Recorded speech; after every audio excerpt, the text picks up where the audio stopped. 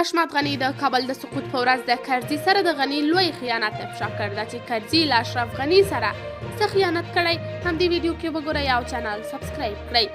هیواد ټایمز وايي د افغانستان د پخواني ولسمشر اشرف غني د ورور حشمت غني تازه څرګندونو په افغانستان کې د رسنیو سر ټکی جوړ کړل.